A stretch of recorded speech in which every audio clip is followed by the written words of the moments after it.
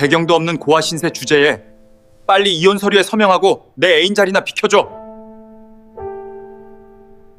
차가운 돌멩이 같은 빗방울이 얇은 셔츠 위로 무섭게 떨어져 내렸다. 후텁지근해야 할 서울의 여름밤이었지만 나는 이가 덜덜 떨릴 정도로 추웠다.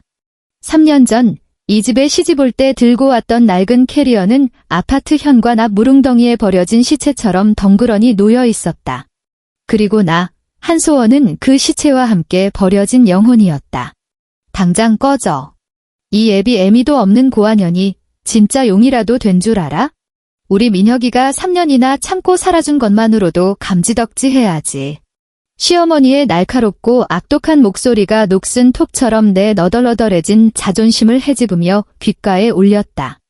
나는 방금 그녀가 온 힘을 다해 내리친 왼쪽 뺨을 무의식적으로 감쌌다. 뺨은 불이라도 난 듯 화끈거렸다. 엄마, 그만하세요. 내 남편. 5년을 사랑했고 3년을 함께 산 남자, 박민혁은 그저 격분한 제 어머니를 말릴 뿐이었다. 그의 눈에는 한치의 죄책감도 없었다. 귀찮은 노숙자를 보는 듯한 차가운 권태감만이 가득했다. 한소원 씨, 우린 이제 사는 세상이 달라요. 아린이가 임신했어요. 난 내 아이에게 온전한 가정을, 그 아이의 격에 맞는 엄마를 만들어줘야 합니다. 그의 등 뒤로 최아린이라는 여자가 서 있었다. 내가 평생 벌어도 살 수 없을 샤넬 투피스를 입고 살짝 부른 배를 감싼 채 조금도 숨기지 않는 승자의 미소를 짓고 있었다. 그녀는 경멸적인 시선으로 흠뻑 젖은 내 얼굴을 훑어내리더니 빗물에 잠긴 내 캐리어에 시선을 고정하고는 잔인한 미소를 지었다. 민혁 오빠, 저 여자랑 말 섞지 마. 아빠가 폐지 줍는 고아라면서요? 오빠는 대체 왜 저런 여자랑 엮여서 우리 집안 격을 떨어뜨렸어? 그녀는 교태 섞인 목소리로 박민혁의 팔짱을 끼며 독을 바른 바늘처럼 한 글자 한 글자 내 가장 아픈 곳을 정확히 찔러댔다. 아, 맞다. 이 이혼 합의서 빨리 도장 찍는 게 좋을 거예요. 민혁 오빠가 그러는데 빈손으로 나가주는 게 그동안 힘들게 집안일한 당신에 대한 마지막 배려래요. 빈손으로. 배려. 나는 그 가벼운 종이 한 장을 보며 세상이 빙글빙글 도는 것을 느꼈다. 지난 3년간 나는 이 집의 파출부처럼 살았다. 새벽 5시에 일어나온 가족의 아침을 차리고 낮에는 온종일 집안일을 했으며 밤에는 야근하고 늦게 돌아온 그들을 시중 들었다. 추석에는 혼자 부엌에서 수백 개의 전을 부치느라 허리도 펴지 못했지만 그들은 거실에서 TV를 보며 내 손이 느리다고 비웃었다. 제사 때도 수십 가지의 복잡한 음식을 장보기부터 요리까지 전부 내 몫이었다. 나는 내 순종과 인내가 그들의 작은 인정이라도, 박민혁의 아주 작은 동정이라도 얻을 수 있을 거라 믿었다. 알고 보니 그들 눈에는 내 숨소리조차 잘못된 것이었다. 내 아버지. 가난했지만 내게 모든 사랑을 주었던 남자. 폐지를 주어 나를 키우고 대학까지 보내주신 내 마음속 세상에서 가장 위대한 아버지. 하지만 그들의 입에서는 가장 천한 꼬리표가 되어 마음대로 짓밟고 비웃어도 되는 조롱거리가 되었다. 못해. 나는 온 힘을 다해 소리쳤지만 억수같이 쏟아지는 빗소리에 내 목소리는 너무나 미약했다. 내가 뭘 어쩔 건데. 시어머니가 달려들어 내 손에 들린 가방을 낚아채고는 그 안에 물건들을 땅바닥에 모조리 쏟아냈다. 립스틱, 쿠션, 휴지, 그리고 내 도장. 그녀는 도장을 집어들어 최아린이 건네는 인주에 찍더니 그 합의서 위에 무자비하게 눌러버렸다. 됐어. 이제 진짜 꺼져. 박민혁은 마침내 처리해버린 쓰레기를 보듯 차갑게 나를 내려다보았다. 묵직한 아파트 현관문이 쾅 소리를 내며 내 앞에서 닫혔다. 그 안에 따스한 불빛과 가족의 웃음소리가 완전히 차단되었다. 나는 이 폭우가 쏟아지는 칠흑 같은 밤에 철저하고 깨끗하게 버려졌다. 얼마나 거리를 헤맸는지 모르겠다. 몸에는 단돈 100원도 없었다. 핸드폰, 지갑, 모든 것이 그 문 뒤에 갇혔다. 빗물과 눈물이 뒤섞여 시야를 흐렸다. 나는 마치 유령처럼 화려하지만 차가운 도시를 목적 없이 떠돌았다. 어디로 가야 하지? 내겐 집도, 가족도 없었다. 아버지는 1년 전 과로로 돌아가셨고 이 세상에 나는 정말로 혼자가 되었다. 절망이 차가운 바닷물처럼 사방에서 밀려와 내 입과 코를 막았다. 숨이 막혀 죽을 것 같다고 느낀 바로 그 순간 손끝에 딱딱한 카드 같은 것이 만져졌다. 나는 덜덜 떨리는 손으로 젖은 셔츠 주머니에서 그것을 꺼냈다. 내 가장 깊숙한 곳에 숨겨두었던 물건이었다. 오래돼 보이는 검은색 마그네틱 카드였다. 카드 표면에는 어떤 은행 로고도 없었고 금박으로 새겨졌지만 이미 달아빠진 창이라는 한자만 덩그러니 찍혀 있었다. 아버지가 돌아가시기 직전 그 낡은 작업복 안주머니에서 꺼내 떨리는 손으로 내게 쥐어주신 것이었다. 소원아, 아빠가 미안하다. 좋은 걸 못해줘서. 아버지는 당시 이미 숨이 넘어갈 듯하면서도 눈빛만은 이상하게 빛났다. 이 카드 잘 가지고 있어라. 혹시라도 정말 갈 곳이 없어지면 아무 은행이나 찾아가서 이걸 보여주렴. 명심해라. 정말 마지막 순간이 아니면 쓰지 마. 그때 나는 아버지가 병세에 헛소리를 하시는 거라고만 생각했다. 아무 표시도 없는 낡은 카드가 무슨 소용이 있겠는가? 어디서 주운 폐기된 회원 카드 같은 것이겠지? 나는 그저 아버지를 안심시켜드리기 위해 그것을 받았을 뿐이었다. 하지만 지금 나는 아버지가 말씀하신 갈 곳 없는 사람이 되었다. 나는 카드를 보며 의심에 휩싸였다. 정말 이게 소용이 있을까? 아니면 또 한 번의 수모를 겪게 될까? 하지만 살아야 한다는 본능이 모든 것을 압도했다. 돈이 필요했다. 단돈 10,000원이라도 좋으니 비를 피할 곳을 찾고 따뜻한 국밥 한 그릇이라도 먹고 싶었다. 나는 눈물을 닦고 희미한 기억에 의지해 가장 가까운 신한은행 지점으로 향했다. 은행 안의 따뜻하고 밝은 불빛은 흠뻑 젖어 엉망인 내 모습을 더욱 초라하게 만들었다. 입구의 보안요원은 나를 위아래로 훑어보며 노골적인 경멸의 눈빛을 보냈다. 나는 고개를 숙이고 카드를 쥔 손에 힘을 주며 사람이 가장 적은 창구로 향했다. 저기, 이 카드 잔액 좀 확인하고 돈을 좀 찾고 싶은데요. 나는 긴장과 추위로 미세하게 떨리는 목소리로 카드를 내밀었다. 바로 그때 익숙하면서도 귀에 거슬리는 목소리가 등 뒤에서 들려왔다. 어쭈, 이거 한소원 아니야? 왜, 쫓겨나자마자 은행 와서 구걸이라도 하게? 그 쥐꼬리만 한 비상금이라도 찾으려고? 그냥 포기하지 그래. 내 돈 다 합쳐봐야 아린이 가방 하나 값도 안 될 텐데. 나는 뻣뻣하게 몸을 돌렸다. 박민혁이었다.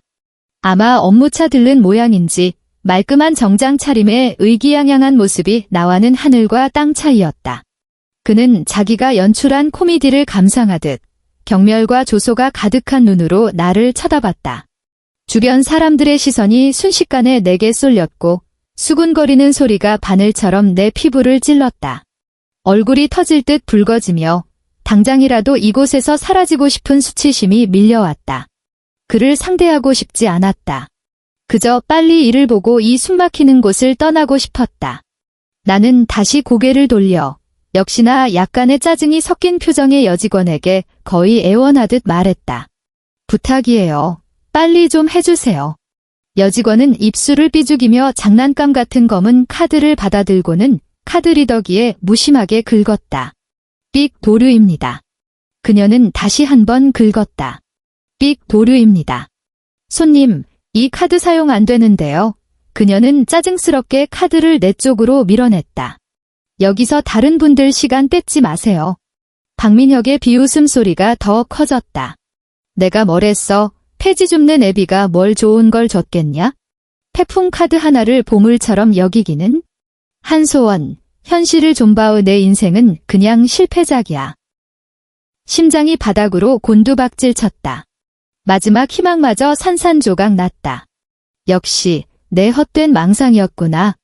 나는 떨리는 손으로 카드를 거두고 온 세상의 조롱을 받아들일 준비를 했다. 하지만 바로 그때 여직원은 오기가 생겼는지 아니면 빨리 나를 쫓아내고 싶었는지 카드를 다른 기계에 슬롯에 삽입해 칙 정보를 읽으려고 시도했다. 다음 순간 은행 로비 전체에 아무런 예고 없이 날카로운 경보음이 울려 퍼졌다. 모든 창구의 모니터가 순식간에 붉은색으로 변하고 천장의 조명이 최고 등급 경고 신호를 보내며 미친 듯이 깜빡이기 시작했다. 모두가 얼어붙었다. 박민혁의 웃음소리가 뚝 그쳤다. 보안요원들은 강도라도 든 줄 알고 긴장하며 몰려들었다. 무슨 일이야? 무슨 일이냐고. 지점장 명찰을 단 중년 남자가 2층 사무실에서 거의 굴러오다시피 허둥지둥 튀어나왔다. 그의 얼굴은 새하얗게 질려 있었고 이마는 식은땀으로 흥건했다. 그는 혼란스러운 로비를 미친 듯이 훑어보다가 마침내 여직원의 손에 들린 그 평범해 보이는 검은 카드에 시선을 고정했다. 그의 동공이 급격히 수축했다. 마치 세상에서 가장 믿을 수 없는 것을 본 사람처럼. 그는 비틀거리며 창구 앞으로 달려와 길을 막는 보안요원을 밀치고는 가을바람 앞에 낙엽처럼 몸을 떨었다. 카드. 이 카드였어. 그는 경외와 공포가 뒤섞인 목소리로 중얼거렸다. 그리고 냉 로비에 있는 모든 사람의 시선 앞에서 수천억 원의 자금 흐름을 책임지는 이 은행 지점장은 누더기를 걸친 거짓골의 나를 향해 다리에 힘이 풀린 듯 털썩하고 그 자리에 무릎을 꿇었다. 그는 고개를 깊이 숙이고 온 힘을 다해 떨리는 목소리로 내 영혼까지 뒤흔드는 한마디를 외쳤다. 아가씨, 저희가 꼬박 10년을 찾아 헤맸습니다. 그 순간 온 세상이 완전히 고요해졌다. 나는 멍하니 그 자리에 서서 내 앞에 무릎 꿇은 지점장과 경악으로 일그러진 주변 사람들의 얼굴과 귀신이라도 본 듯한 박민혁의 표정을 바라보았다. 머릿속이 하얗게 비어 눈앞의 상황을 도저히 처리할 수가 없었다. 아가씨, 10년을 찾았다고? 이게 대체 무슨 일이지? 지점장은 고개를 들지 않은 채 여전히 무릎 꿇은 자세로 흥분 때문에 갈라진 목소리로 외쳤다. 빨리 귀빈실 비워. 아니, 내 지점장실을 비워. 어서 아가씨께 드릴 깨끗한 옷과 따뜻한 차를 준비해. 그의 뒤에 있던 은행 직원들은 그제야 꿈에서 깬 듯 허둥지둥 움직이기 시작했다. 방금 전까지 나를 경멸하던 보안요원은 허리를 굽혀 공손히 청자를 그리며 나를 쳐다보지도 못했다. 그 창구 여직원은 얼굴이 종이장처럼 하얗게 질려 의자에 거의 쓰러질 듯 몸을 떨었다. 나는 사람들에게 둘러싸여 기계적으로 발걸음을 옮겨 TV에서나 보던 호화로운 VIP 라운지로 향했다. 박민혁의 곁을 지날 때 나는 그가 이를 딱딱 부딪히는 소리를 선명하게 들을 수 있었다. 그의 얼굴에서 조롱과 경멸은 온데간데 없이 사라지고 충격과 공포, 그리고 극심한 혼란이 뒤섞인 망연자실한 표정만이 남아있었다. 귀빈실 문이 닫히고 바깥의 모든 소음이 차단되었다. 곧 한 여직원이 새 여성 정장 한 벌과 따뜻한 수건, 그리고 김이 모락모락 나는 유자차 한 잔을 가져왔다. 젖은 옷을 갈아입자 차가웠던 몸에 겨우 온기가 돌았지만 내 마음은 폭우 속에 있을 때보다 더 혼란스러웠다. 김정태 지점장이 조심스럽게 들어왔다. 그는 용모를 정돈했지만 붉어진 눈시울과 미세하게 떨리는 손은 그의 내면이 얼마나 요동치고 있는지를 드러냈다. 그는 나를 향해 90도로 깊이 허리를 숙였다. 아가씨, 미처 알아보지 못해 송구스럽습니다. 저는 신한은행 일산지점장 김정태입니다. 그는 몸을 바로 세우고 두 손으로 공손하게 그 검은 카드를 내게 돌려주었다. 혹시 한태준 회장님의 따님 한소원 아가씨가 맞으십니까? 한태준. 낯선 이름이었다. 나는 고개를 저으며 잠긴 목소리로 말했다. 제 아버지는 한철수라고 하시고 1년 전에 돌아가셨어요.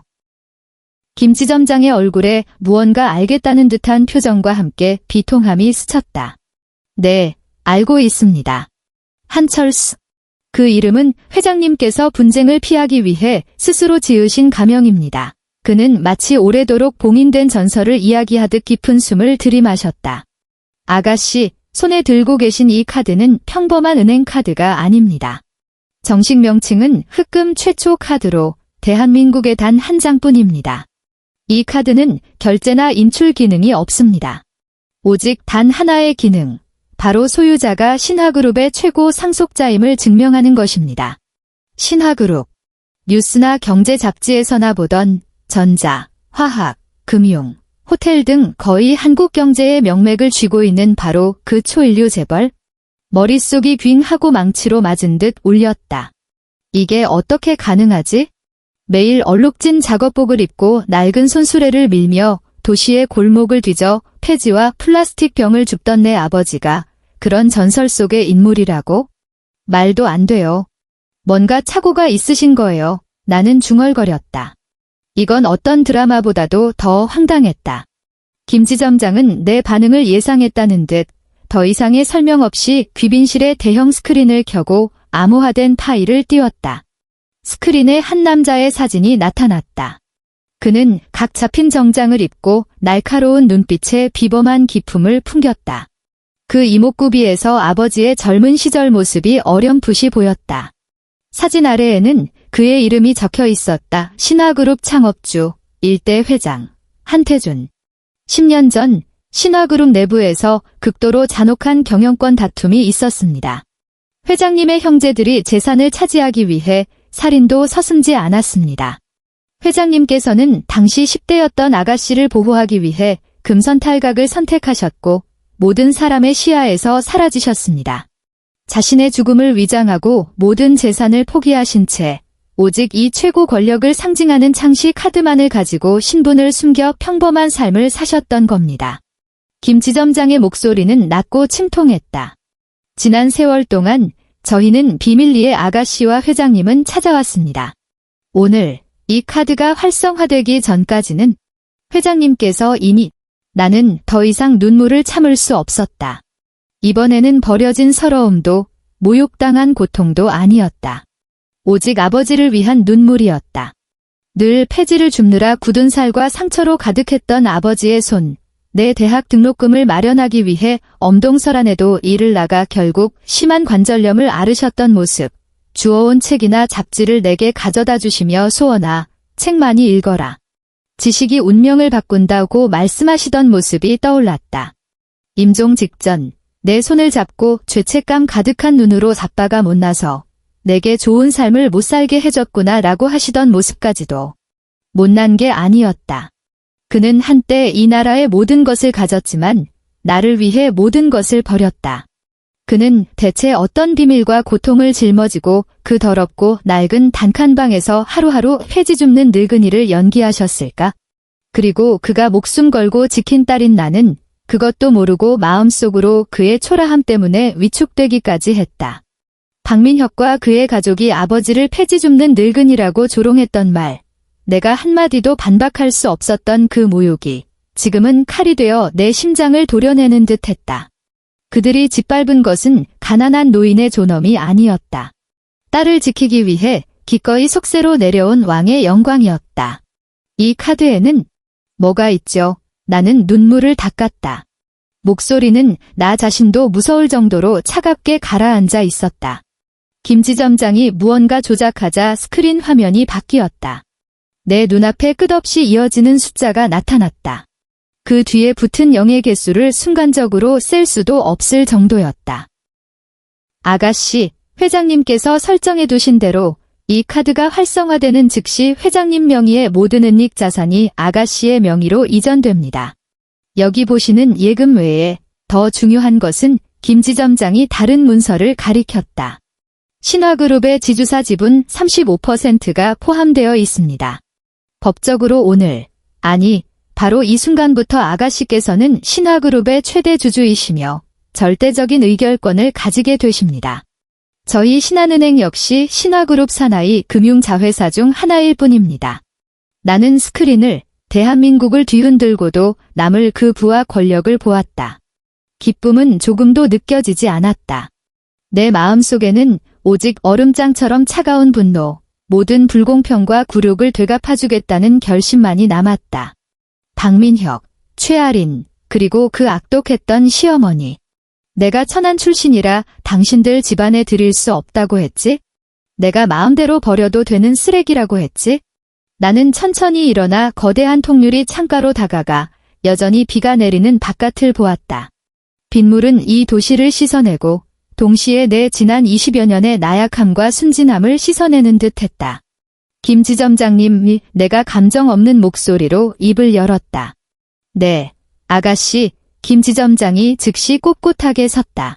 박민혁, 광화문 신화건설 마케팅부 과장으로 있죠? 김 지점장은 잠시 놀랐지만 곧바로 상황을 파악했다. 네, 신화건설 역시 저희 그룹의 자회사입니다. 즉시 그의 모든 정보를 조사하겠습니다. 아니요, 나는 몸을 돌려 그를 보며 한 글자 한 글자 힘주어 말했다. 가장 평범한 직원 유니폼 한 벌을 준비해주세요. 내일 신화건설에 직접 시차를 나가봐야겠습니다. 김 지점장의 얼굴에 의아함이 스쳤지만 이내 절대적인 복종의 표정으로 바뀌었다. 네, 아가씨. 분부대로 하겠습니다. 나는 따뜻한 유자차를 들어 한 모금 마셨다. 달콤하면서도 쌉쌀한 맛이 지금 내 심정과 같았다. 박민혁, 재벌집 딸이랑 결혼하면 인생 역전할 줄 알았니? 나를 쫓아내면 너의 새로운 인생이 시작될 줄 알았어? 아니, 너의 지옥은 이제 막 서막을 올렸을 뿐이야. 그리고 나, 한소원은 내게 지옥문을 열어줄 바로 그 사람이다. 사냥의 시간이 시작되었다. 일주일 후, 신화건설 본사 빌딩. 나는 가장 평범한 회색 청소부 유니폼을 입고 청소용품이 가득 담긴 카트를 밀며 마케팅부 사무실 앞에 섰다. 김 지점장이 그의 인맥을 동원해 본사 후생부 파견, 위생 특별 점검이라는 명목으로 내가 아무런 제지 없이 이곳에 들어올 수 있게 해주었다. 지난 일주일간 나는 집에 돌아가지 않고 김 지점장이 마련해준 서울 최고급 주상복합 타워 팰리스의 펜트하우스에 머물렀다. 그곳에서 변호사, 회계사, 그룹 임원들로 구성된 팀이 24시간 대기하며 신화그룹의 모든 상황을 보고했고 모든 법적 상속 절차를 처리해 주었다. 나는 마른 스펀지처럼 비즈니스, 법률, 그리고 권력의 작동 방식에 대한 모든 것을 미친 듯이 흡수했다. 나는 더 이상 김치나 부치던 한소원이 아니었다. 내 마음속에는 모든 원수를 잿더미로 만들 수 있는 복수의 불길이 타오르고 있었다. 나는 마케팅부 사무실 유리벽 너머로 박민혁을 단번에 찾아냈다. 그는 부장 앞에 서서 고개를 꾸벅거리며 아첨하는 미소를 짓고 있었고 손에는 커피를 들고 있었다. 그의 책상 위에는 최아린과 다정하게 찍은 사진이 놓여 있었다. 사진 속 최아린은 온 세상에 자신의 승리를 과시하듯 행복하게 웃고 있었다. 훗, 참 눈꼴시군. 나는 심호흡을 하고 문을 열고 들어가 내가 과거에 끔찍하게 익숙했던 공간 탕비실에서 느릿느릿 커피 머신을 닦기 시작했다. 일부러 동작을 아주 느리게 다른 사람들의 주의를 끌 만큼 미세한 소음을 내면서 역시나 젊은 여직원 하나가 다가와 나를 보고 눈살을 찌푸렸다. 새로 오신 청소 아주머니예요. 손 좀 빨리 놀리세요. 여기서 거슬리게 굴지 마시고요. 나는 아무 말 없이 고개를 숙인 채 계속 닦았다. 그때 박민혁도 다가왔다. 상사에게 바칠 커피를 한 잔 더 따르려는 모양이었다. 내 옆모습을 본 그는 처음엔 잠시 멈칫하더니 이내 극도로 과장되고 경멸적인 표정을 지었다. 한소원. 내가 어떻게 여기에 있어? 그는 믿을 수 없다는 듯 소리쳤다. 사무실 모든 사람의 시선이 순식간에 이쪽으로 쏠렸다. 아, 알겠다. 그는 내 옷차림을 위아래로 훑어보며 비웃음을 터뜨렸다. 뭐야, 쫓겨나서 갈 데 없으니까 여기까지 와서 청소부라도 하는 거야? 진짜 징글징글하네. 하긴 내 능력과 출신에 딱 맞는 일이긴 하지. 그의 목소리는 크지도 작지도 않았지만 사무실 전체가 똑똑히 들을 수 있을 정도였다. 동료들은 수군거리기 시작했고 나를 보는 눈빛에는 동정, 호기심, 그리고 대부분은 구경거리라도 난 듯한 조소가 섞여 있었다. 한소원, 경고하는데 여긴 신화그룹이야. 내가 와서 행패 부릴 곳이 아니라고. 여기서 소란 피워서 내 앞길에 문제 생기게 하면 서울에서 발도 못 붙이게 할 줄 알아. 그는 목소리를 낮춰 악의에 찬 협박을 했다. 마치 내 존재 자체가 이곳을 더럽히기라도 한 것처럼. 나는 천천히 고개를 들어 그의 눈을 똑바로 쳐다보았다. 내 눈빛은 잔물결 하나 없는 호수처럼 평온했다. 울지도 소리치지도 심지어 분노의 기색조차 보이지 않았다. 박민혁 과장님, 내가 나지막이 입을 열었다. 여긴 확실히 제가 있을 곳이 아니네요. 그는 내가 꼬리를 내렸다고 생각했는지 의기양양한 표정을 지었다. 알면 됐어. 당장 꺼져. 청소부 면접은 1층에서 보니까 여기서 쪽팔리게 굴지 말고. 그는 파리를 쫓듯 귀찮다는 듯 손을 휘저었다. 바로 그때 사무실 문이 거칠게 열렸다. 김지점장이 검은 정장을 입은 위압적인 분위기의 사람들을 이끌고 들어왔다. 선두에는 신화건설의 사장, 내가 사내보에서나 봤던 발 한 번 구르면 건설업계 전체가 흔들린다는 바로 그 대단한 인물이 있었다. 마케팅 부장은 사장이 직접 나타나자 의자에서 떨어질 뻔하며 황급히 모든 직원과 함께 일어나 90도로 허리를 숙였다. 사장님, 어인일로 직접 여기까지 오셨습니까? 박민혁도 깜짝 놀라 다른 사람들과 함께 허리를 숙였다. 그 누구보다도 깊이. 하지만 사장은 그들을 쳐다보지도 않았다. 그는 인파를 가로질러 모두의 경악스러운 시선 속에서 내 앞으로 걸어왔다. 그리고 청소부인 나를 향해 깊이 허리를 숙였다. 이사님, 이런 험한 꼴을 겪게 해드려 송구스럽습니다. 사무실은 죽음과 같은 정적이 흘렀다. 바늘 하나 떨어지는 소리도 들릴 것 같았다. 박민혁은 확 고개를 들었다. 그의 얼굴 표정이 그대로 굳어버렸다. 그는 믿을 수 없다는 듯 나를 보고 다시 사장을 보았다. 입은 달걀이라도 들어갈 만큼 벌어져 있었다. 나는 회색 작업복 상의를 벗어 던졌다. 그 안에는 몸에 딱 맞는 검은색 원피스가 드러났다. 나는 박민혁 앞으로 걸어가 그의 굳어버린 손에서 그가 부장에게 바치려던 커피를 빼앗아 들고 가볍게 흔들었다. 박민혁 과장님, 나는 아첨에서 순식간에 잿빛으로 변한 그의 얼굴을 보며 미소 지었다. 자기소개가 늦었네요. 오늘부로 신화그룹에 새로 취임한 이사장, 한소원입니다. 그리고 이 회사와 당신, 그리고 당신 상사의 최종 소유주이기도 하죠. 쾅 하는 소리와 함께 그의 손에 들려있던 액자가 바닥에 떨어져 유리가 산산조각 났다. 그와 최아린의 행복한 미소가 박살 나버렸다. 아니, 말도 안 돼. 이건 절대 불가능해. 그는 횡설수설하며 뒷걸음질 치다 파티션에 부딪혀 둔탁한 소리를 냈다. 그의 얼굴은 종이장처럼 하얗게 질렸고 식은땀이 순식간에 셔츠를 적셨다. 나는 더 이상 그를 상대하지 않고 사장을 향해 말했다. 즉시 긴급 이사회를 소집하세요. 네, 이사장님. 나는 하이힐을 신고 그를 지나쳐 가장 큰 회의실로 향했다. 그에게 남겨진 것은 차가운 내 뒷모습뿐이었다. 등 뒤에서 느껴지는 그 시선 속의 공포와 절망을 똑똑히 느낄 수 있었다. 그리고 이건 시작에 불과했다. 긴급 이사회에서 나는 과거 오직 내 아버지만이 앉을 수 있었던 상석에 앉았다. 아래에는 그룹의 최고 임원들이 앉아 경외와 탐색이 섞인 눈으로 나를 쳐다보고 있었다. 나는 쓸데없는 말 없이 김지점장에게 신화건설의 최근 3년간 재무제표와 마케팅부 실적 보고서를 띄우게 했다. 박민혁 과장, 나는 그가 담당했던 프로젝트 하나를 클릭하며 조용한 회의실에 유난히 선명하게 울리는 목소리로 말했다.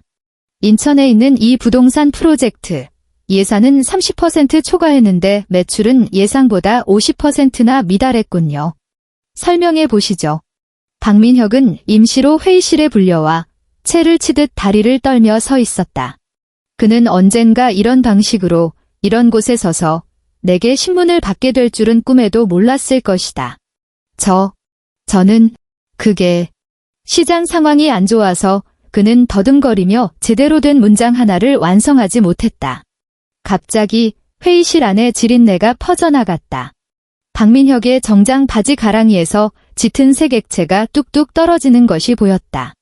그는 그 자리에서 오줌을 지려버렸다. 회의실 안에서는 억눌린 탄식과 간신히 참는 듯한 비웃음 소리가 터져나왔다. 평소 고고하던 이사들은 박민혁을 경멸과 무시가 가득한 눈으로 쳐다봤다. 한 사람의 존엄은 한순간에 이렇게 철저히 파괴될 수 있었다. 물론 내 복수는 여기서 멈추지 않는다. 최아린, 재벌집 딸이라며 거들먹거리던 그 여자, 내 좋은 시절도 이제 끝이다. 이사회가 끝나자마자 임시 사무실로 돌아오니 김 지점장이 이미 최아린 집안의 모든 자료를 내 책상 위에 올려두었다. 그녀의 아버지는 달인건설이라는 이름의 중소건설 자재회사를 운영하고 있었다. 나는 자료를 보며 냉소했다. 정말 졸부답군. 회사 이름까지 딸 이름으로 짓다니. 자료에 따르면 아린건설의 최대 고객은 바로 신화건설이었다. 게다가 그들은 최근 생산 라인 확장을 위해 우리 그룹 사나이 신한은행에 500억 원에 달하는 거액의 대출을 신청했고 다음 주에 심사가 예정되어 있었다. 나는 전화를 들어 신한은행 여신 담당 총책임자에게 연결했다. 한소원입니다. 전화기 너머에서 즉시 극도로 공손한 목소리가 들려왔다. 이사장님, 무슨 분부십니까? 아린건설의 500억 대출 신청건. 나는 손끝으로 책상을 가볍게 두드리며 얼음장처럼 차가운 목소리로 말했다. 반려하세요. 그리고 즉시 그 회사에 대해 최고 위험 등급 평가를 진행하고 신화건설과 체결한 모든 계약을 재검토한 뒤 점진적으로 거래를 축소하세요. 일주일 안에 그들의 자금줄이 마르는 걸 보고 싶습니다. 네. 이사장님. 즉시 처리하겠습니다. 전화를 끊고 나는 의자 등받이에 기대어 긴 한숨을 내쉬었다. 최아린, 내가 그토록 자랑스러워하던 공주님 생활은 이제 곧 끝날 거야.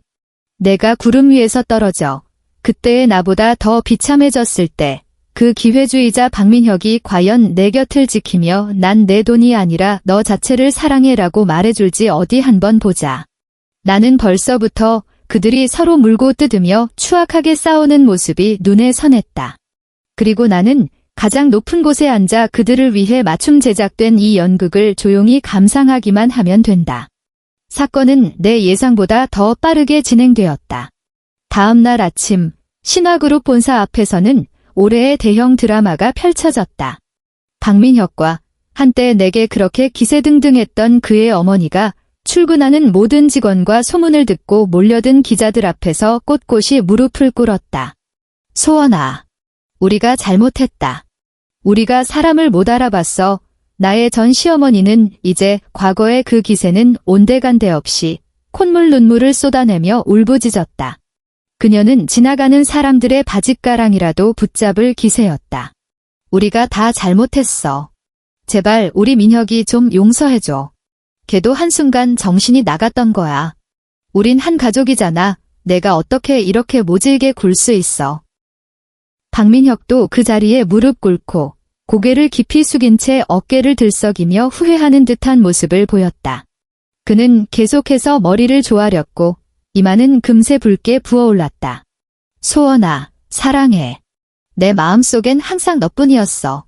최아린 그 여우 같은 년한테 홀렸던 거야.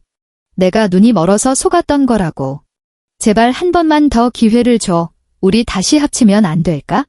내가 맹세할게. 앞으로 정말 잘할게. 너를 여왕처럼 모시고 살게. 정말 가소로웠다. 나를 쓰레기처럼 내쫓을 때는 언제 가족이라는 단어를 떠올리기나 했을까? 이제 와서 이익을 위해 이 역겨운 고육지계를 펼치다니. 이렇게 공개적으로 무릎을 꿇어 도덕적 압박을 가하면 내가 마음이 약해져 체면 때문에라도 타협할 거라고 생각했을까? 너무 순진했다. 나는 전용차에서 내려 경호원들의 호의를 받으며 땅바닥에 무릎 꿇은 모자를 차갑게 내려다보았다. 내 등장에 현장의 플래시가 일제히 터졌다. 박민혁 씨, 나는 그를 내려다보며 마이크를 통해 광장 전체에 울려 퍼지는 목소리로 말했다. 날 사랑한다고? 한순간 정신이 나갔었다고? 그는 구명줄이라도 잡은 듯 고개를 격하게 끄덕였다. 응, 소원아. 맹세해. 나는 차갑고 비웃음 섞인 미소를 지었다. 더 이상 말하지 않고 곁에 있던 변호사 팀에게 고갯짓했다. 변호사는 즉시 USB 하나를 현장의 기자들에게 건넸다. 기자 여러분, 이 안에 녹음 파일이 하나 있습니다.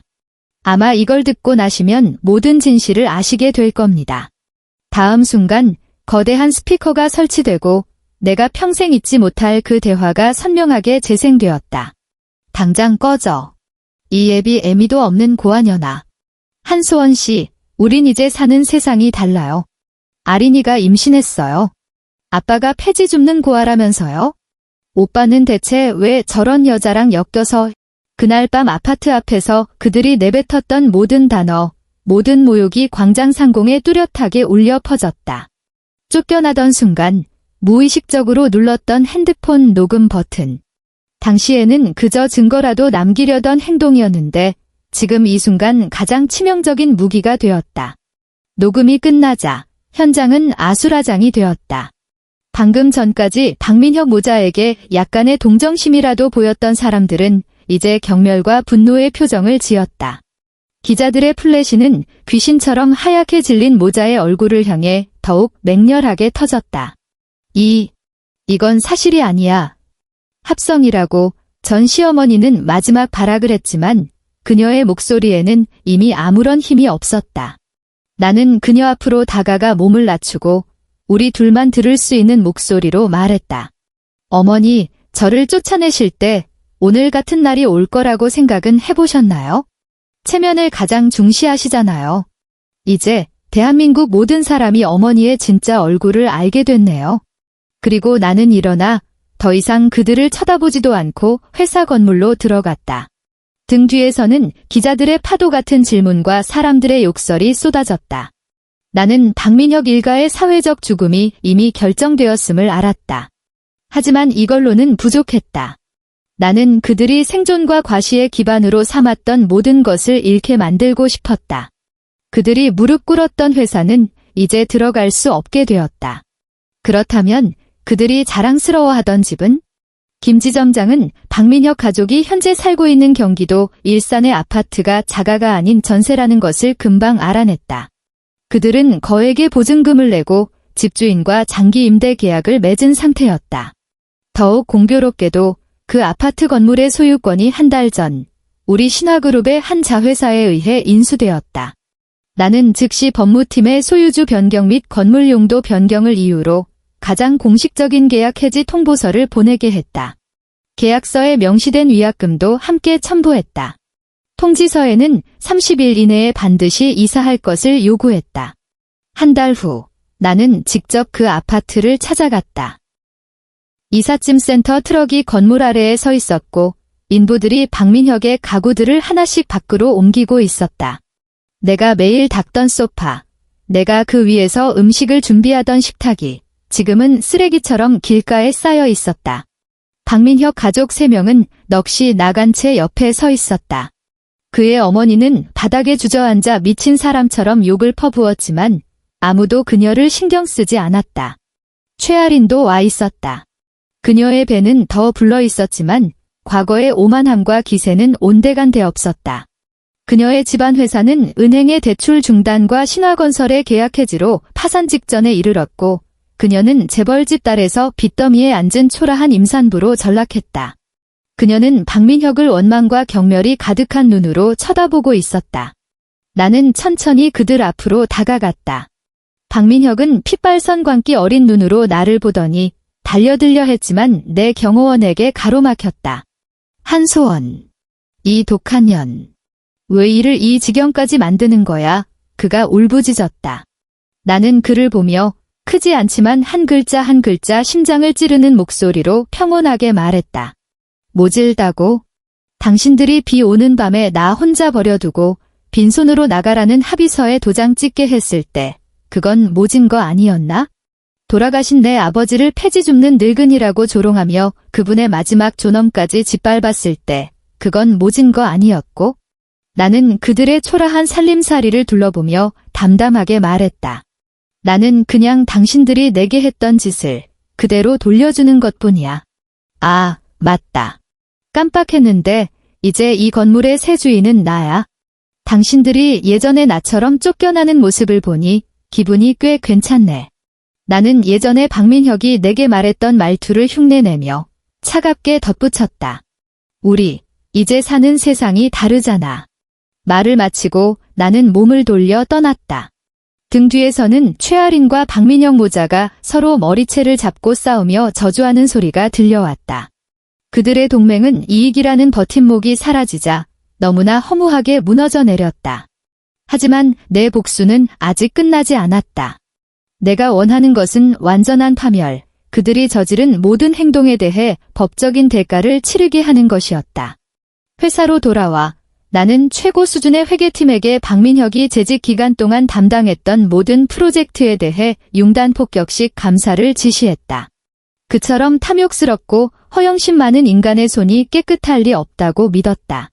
역시나 사흘도 안 되어 문제가 발견되었다.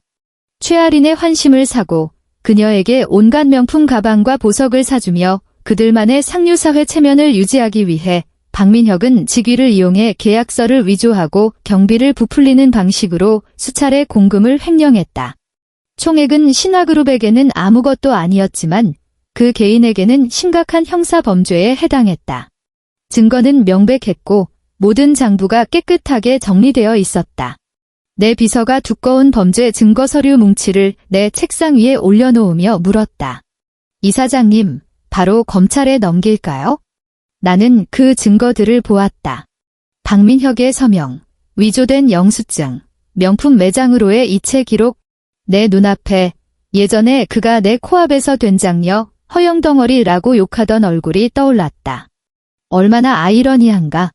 나는 전화를 들어 검찰의 한 고위급 검사장의 개인 번호로 걸었다.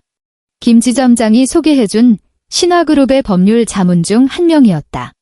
황 검사장님, 제가 신화건설 전 과장 박민혁의 공금 횡령에 대한 완벽한 증거 자료를 가지고 있습니다. 네, 증거는 확실합니다. 법이 그에게 가장 공정한 심판을 내려주길 바랍니다.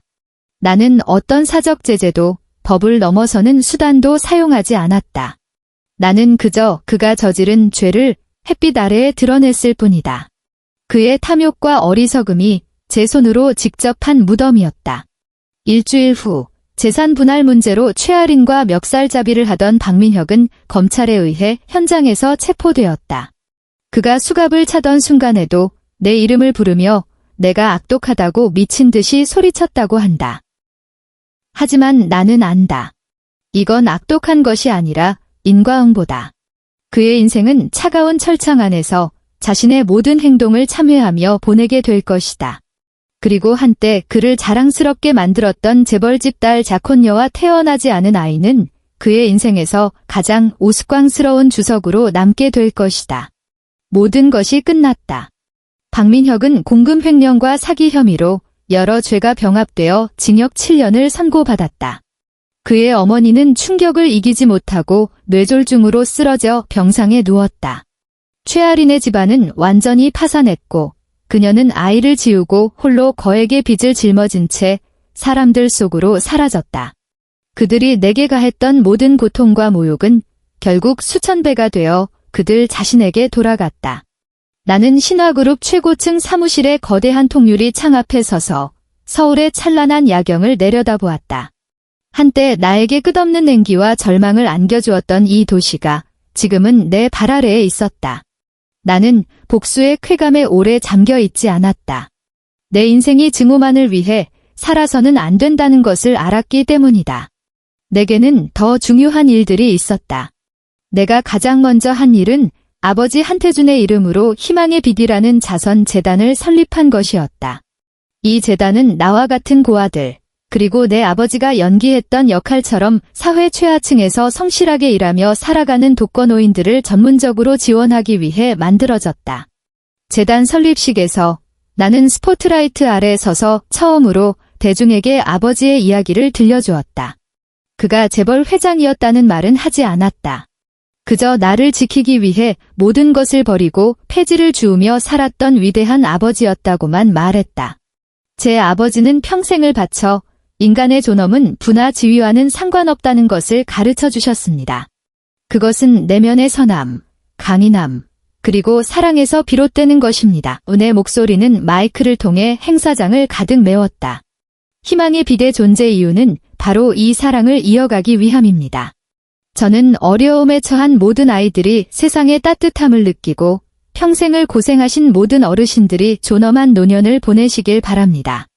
이것이 바로 제 아버지 한태준 선생님, 즉 여러분이 말하던 폐지 줍는 늙은이 한철수 씨가 가장 보고 싶어 하실 모습일 겁니다.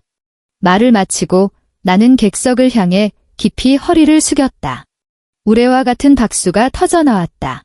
나는 이 순간 나 자신을 위한 정의를 되찾았을 뿐만 아니라 내 아버지를 위해 불을 넘어선 최고의 영광을 되찾아드렸음을 알았다. 모든 것을 처리하고 나니 내 삶은 점차 제 궤도에 오르기 시작했다. 나는 진정한 기업의 리더로서 이 거대한 비즈니스 제국을 경영하는 법을 배우기 시작했다. 힘들었지만 마음은 그 어느 때보다 충실하고 평온했다. 이사장님, 다음 분기 재무 예측 보고서입니다. 검토 부탁드립니다. 깨끗하고 맑은 목소리가 등 뒤에서 들려왔다. 나는 몸을 돌려 새로 임명된 수석비서 강우혁을 보았다. 그는 서울대 법대를 졸업하고 그룹의 가장 엄격한 심사를 통해 선발된 최고의 인재였다. 그는 젊고 잘생겼으며 일처리가 깔끔하고 차분했다. 더 중요한 것은 그가 나를 보는 눈빛에는 아첨이나 두려움이 없었고 오직 상사에 대한 순수한 존중과 일에 대한 열정만이 있었다. 네, 여기 두세요. 내가 서류를 받자 우리의 손끝이 무심코 스쳤다. 그가 순간 굳어지며 귓가가 살짝 붉어지는 것을 느꼈다. 나는 그의 어색한 모습을 보며 문득 웃음이 나왔고 기분도 덩달아 가벼워졌다. 지난 결혼 생활이 남긴 그늘이 이 순간 햇살에 완전히 거치는 것 같았다. 그는 서류를 내려놓고 덧붙였다. 아, 그리고 이사장님. 지난주에 말씀하셨던 신흥인공지능 회사 인수계획건, 제가 예비 실사 보고서를 작성해왔습니다. 상대 창업팀의 잠재력이 매우 뛰어나지만 자금이 부족한 상황입니다. 제 생각에는 그는 눈을 빛내며 지혜와 자신감이 넘치는 목소리로 일에 대해 막힘없이 보고하기 시작했다. 나는 조용히 들으며 창밖으로 떠오르는 태양을 보았다. 황금빛 햇살이 사무실을 가득 채우고 있었다. 폭풍우는 그쳤고 하늘은 눈부시게 개었다. 나는 더 이상 비 오는 밤에 울던 버림받은 여자 한소원도 복수심에 불타던 상속녀도 아니었다. 나는 나, 한소원이다. 스스로의 힘으로 지옥에서 기어나와 제 손으로 왕관을 쓴 여왕. 나의 과거는 끝났다. 그리고 나의 미래는 이제 막 시작되었다.